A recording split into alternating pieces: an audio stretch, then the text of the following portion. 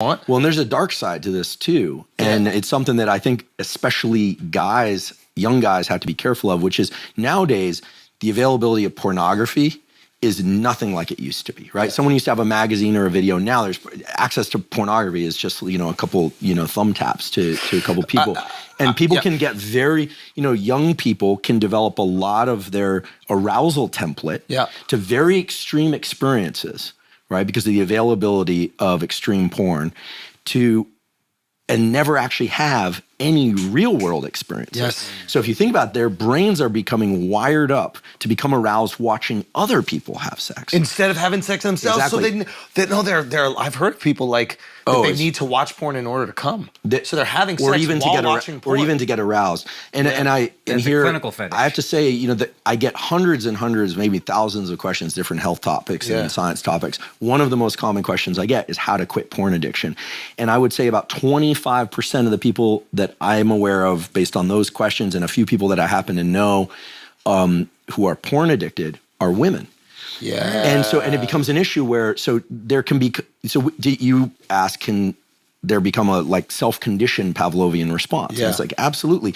Anything that... Just to clarify real quick for people listening, what a Pavlovian reaction is. So Pavlov won the Nobel Prize, the so-called Pavlov dog experiments, where basically you offer an animal some food or the smell of food, it starts salivating, but right before that you ring a bell. Yeah. And then pretty soon all you need to do is ring the bell and the animal will start salivating. Yeah. So now they're reacting to the bell ring, not the actual... You're a psychology major, UCSB. Baby, we could take the final exam now. Yeah. TA to class together. Oh my goodness, that'd be amazing. So I think that anytime, not I think. So you're saying we're doing that with porn? Well, and with anything. Anytime yeah. we experience a powerful emotional response or physical response, so that could be sexual arousal, it could be hunger, it could be fear, it could be excitement, whatever preceded that becomes the thing that our brain basically thinks leads to that. So the brain is a prediction machine. So and this has all sorts of roots around trauma and things that could be positive or negative. So you can imagine that if every time, your parent blinked and then they hit you when you were a kid. See that blink. You see someone blinking and you get kind of your heart rate goes up, et cetera, because the brain generalizes, but it wants to predict what's going to happen next. On the positive side, if every time you arrived at your grandmother's house, you knew that there was going to be delicious food and you're going to feel very nourished, no trauma, then just walking up to a doorbell of a similar home, you might find I just feel good right now. We are very kind of crude in our wiring, right? Our brain generalizes to try and predict.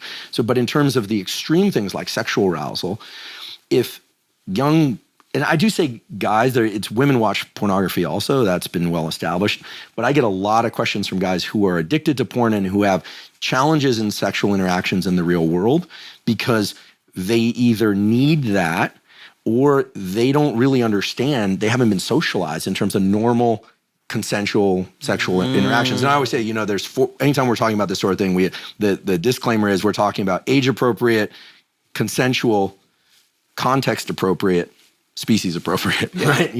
Throw in species appropriate because, there's all sorts of things out there. So some Scottish people listening right now. Yeah. Shouts to my family.